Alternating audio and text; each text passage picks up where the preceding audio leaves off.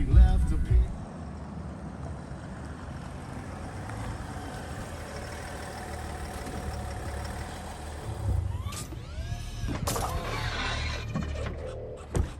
What's up, guys? We're here in beautiful Murrieta, California to visit one of my buddies, Ray from PTSD Bottles. Let's go see what he has cooking.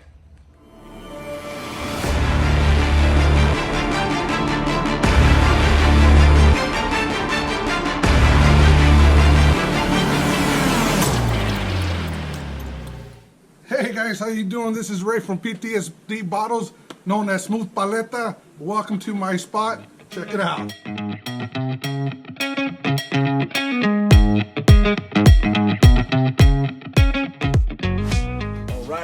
All right. What is up, everyone? Man, Murrieta, California.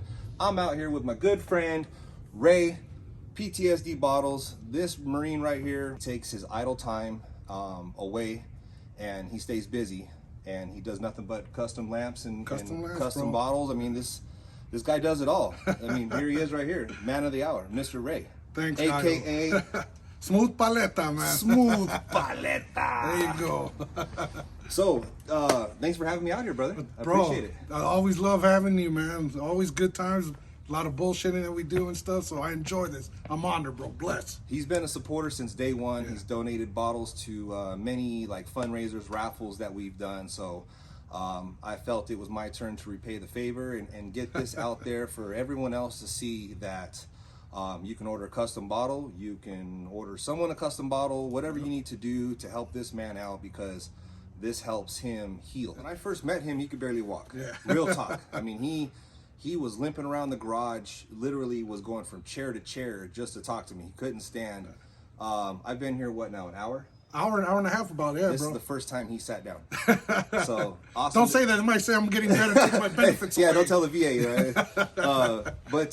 So let's talk, let's rewind. Let's take it back a little bit. Let's go to, you graduated high school. Yeah. And it's go time. It's go time. 2 months after, I'm in boot camp, stepping those yellow footprints, man. East Coast, West Coast. West Coast, West MCRD, Coast. Woo, Hollywood Marine, brothers. All day. But yeah, I went in on my mom's birthday. My mom was pissed off. Really? Yeah, she was like, "How can you do that on my birthday?"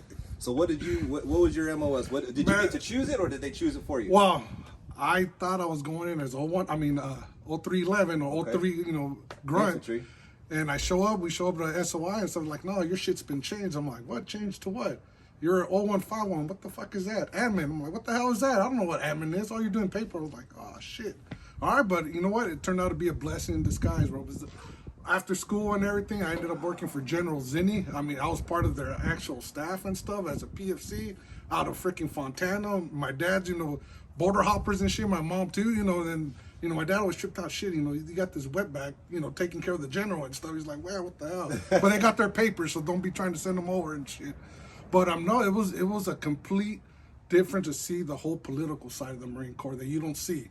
There's a lot of bullshit that these generals, officers got to go through and stuff, especially when things are popping off around the world. I mean, it's not just get up and go. There's so much of a process and stuff. So it felt like I was working for the president, man. I got to, do all kinds of secret messages, see all kinds of some cool shit that we have up there, but it was just an awesome experience. I got to get certified. Pulling up right yeah, no shit. Woo. But I got certified with the 9, and I was the driver too, and it was just an awesome experience. That's man. Cool. Yeah. So do you have a family history of military? Anybody in the family? We do. Since the Korean War, my grandpa he's kind of like our adopted grandpa. Long story short, my mom came over here to this country at 14. They kind of took in my mom and stuff, and I finished raising her, so she would have been taking advantage of stuff. Because even her own family was taking advantage of her, using her like fucking Cinderella, man. You clean here, you take care of this and all that. They kind of pulled her out of that, so they became my grandparents. So through them, since the Korean War, then uncles that were in Vietnam, and then just since the 50s, man, we've had a family member in every time and during every operation that's been going on and stuff. I was the only one that just saw peacetime and stuff, or stayed in the bag. I did a few deployments here and there, but nothing compared like with my cousins that they've been out there and they've really supported and defended their country. Yeah, right on. Yeah. Okay. So when you went into the military, did you have a girlfriend? It depends. We all had the ones where you write, oh yeah, I named my rifle after you and shit. Right. I really didn't. I had, friends that I was writing to, but I was like, nah, I don't got time to deal with that shit. And it was good to see, because, I mean, you saw those Dear John letters and stuff, man. homeboys crying and stuff. God. So I was glad, I had just talked to a lot of girls at the time, and at the time it was my wife too. She wrote me letters too. Wow, but, that's cool. Yeah, not till 2 years later we started dating. But yeah, it's I can't say I had one specific. I wrote to a lot of girls, but that was about it. See, I remember specifically, I had a girlfriend in boot camp, and I remember specifically getting those letters that were sprayed with perfume. Yeah, oh my Lord. And I'm gonna tell you right now, like people don't, you guys don't understand it, and I'm not saying anything against any other boot camps out there. Marine Corps boot camp is different. It's very different, and you have basically everything taken away from you. Yep. You have to request permission to speak, and then you have to request permission to go take a shit, just go do anything, and then you're timed on that shit. So you got to write letters while you're taking a shit. You got to shine your boots, write letters at the same. It's very crazy. But I remember specifically getting the letters sprayed with perfume was the highlight of my. That's pretty much what kept me going through boot camp, until there was one time I didn't get the letter, and that was because the drill instructors were fucking with me, and they were withholding mail and shit because they were, fucking with your psyche. Yeah, exactly. But no, so you they changed you up from infantry to admin. You got sent out. You were here. You were there. So tell me about your family. You got a wife, 20, what'd you say, 20? We've been together together like 25, married for years. Almost, we're going 23 years now. So 25 years, you have how many kids? We have 3. We have a 22-year-old, and then we got 2 more, big age gap, 13-year difference from our 10-year-old and then our 8-year-old. Was it a struggle for you to transition to the civilian life? It was, bro. Even as I was getting ready to get out, just going through classes and stuff, the TAPS class, I think they were called. Even before that, when I kind of knew my medical board was going to end soon and I was going to be let out, I started taking hazmat classes. At the time, my buddy, another Marine, we've been friends since high school, he started doing hazmat. He was making good money. He's like, hey, get certified in this. So I would take my leave and go down to, Cuyamaca College, and take some classes on the weekend and stuff. Or it was actually Friday and Saturday, the classes for a month. So I would take my leave and do that and stuff. So when I got out, I was ready to go and stuff, but it is a hard transition as far as working with civilians. Once you got out, you had your brothers around you. You had your unit, you had your camaraderie, your tightness. Then you get out into the civilian world and you don't see that. Yeah, it was really tough. It was at this moment that she knew. She fucked up. Shit. It's a bitch that fucking almost hit my kid the other day. We got some issues with her later. She comes back, we're getting her. And I'm not editing this out. No, this is going on the video. Yeah, no, she almost hit my kid the other day, and we even called the cops. See, right now he needs to go make a bottle. He needs to go. He needs to go paint one of these right now, because I could tell the level was raising. Lord help me, that PTSD was kicking in. I even took a step back around that. By then I saw the neighbors calling the cops and stuff. I was like, all right, I gotta relax. Spotlight this guy's PTSD and issues, and this car drives by, and this guy gets flipped out. All right, I'm on her. All right, let's go back. Let's focus. All right, cut. No more. You've been able to kick some walls. Yeah, exactly. The walls, brother. Let society know who you are, especially your close knit society here around your neighborhood. That's cool. Yeah, and that's part of the healing process. It is. It's taken a while, but it's just things that I knew I had to work on. Things that I had to open up. That's the hard part, is opening up. And you were the only one that can allow that. Yeah, exactly. Fix that. Yeah. Change it. No one else can. There's been meds that have kind of helped, but they kind of make you go into another world. Yeah. Oh yeah. But that's cool that you've been able to knock those walls down, realize that, hey, I need to open up a little bit to my surrounding, my neighbors, instead of just being sheltered. Obviously, they see you out here working all the time. Oh, yeah, and they're always out here, what you're doing and stuff. Oh, yeah, they donate the bottles, too, man. All these neighborhood parties that we had, they know where it goes to. That's cool. I mean, there's days I wake up, there's bottles here from other people that have known me, or when I post it on the sites around here, they know my address. I'll find like 10, 15 bottles sometimes early in the morning. I'm like, what the hell? That's like Santa Claus for me, man. Like, oh, shoot, brought me gifts, So let's talk about PTSD Bottles. Yes, bro. When did you originally create the PTSD bottle? The empire. It first started with Julius, but then I had to stop all that after that spine infection that I had for years that we didn't know that was causing all my spasms. Just one day the spasm didn't stop. Like fuck. So then after that, I kind of like, all right, I can't do jewelry no more. I was doing it for a little bit, but my hands started cramping up. And they still do, even when I try telling a Marine can't do some shit.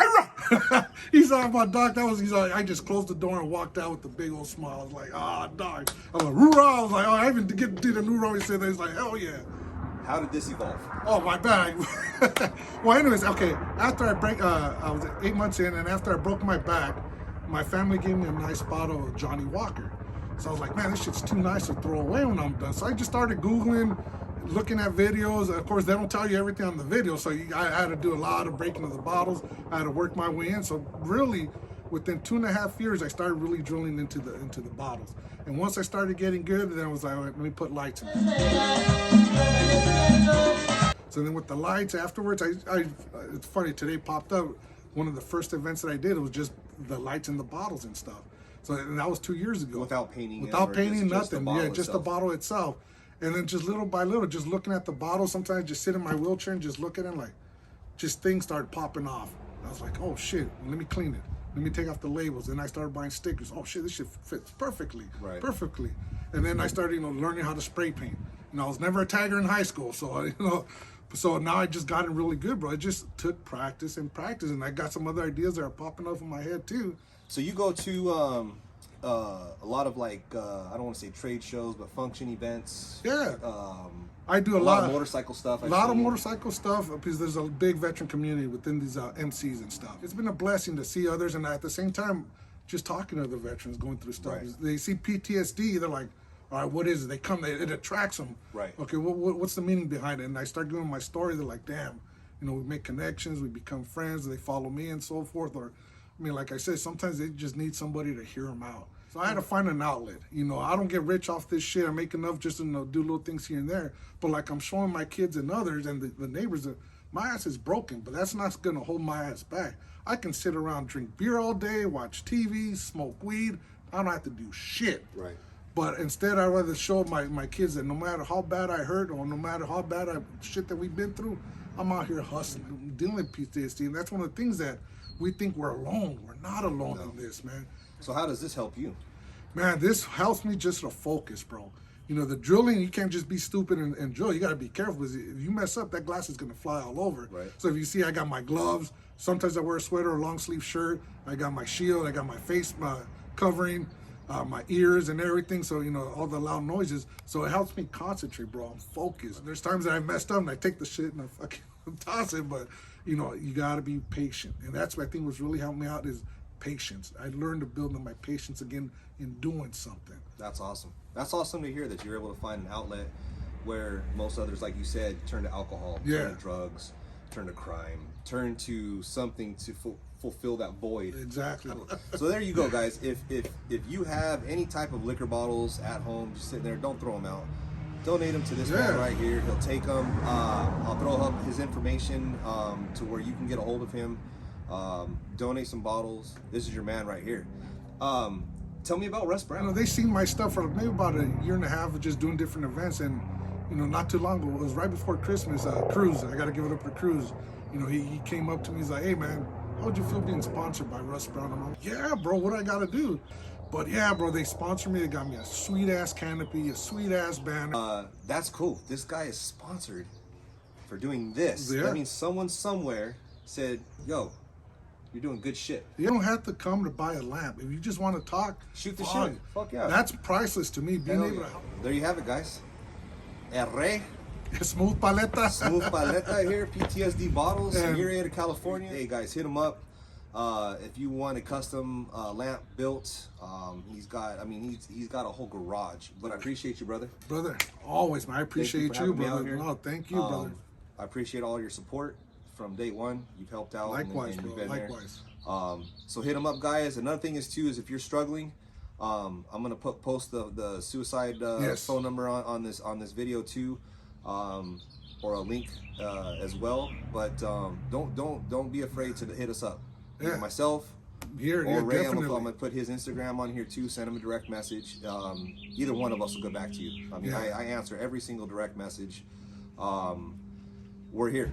You know, if we don't stick together, then we don't have each other. We don't have you know? each other, I mean, man. It's simple as that. So, if you're going through some bad times, if you need to talk, if you need suggestions on what's helped, Yeah, exactly. Hit us etc. up. I mean, hit us up. Don't be afraid.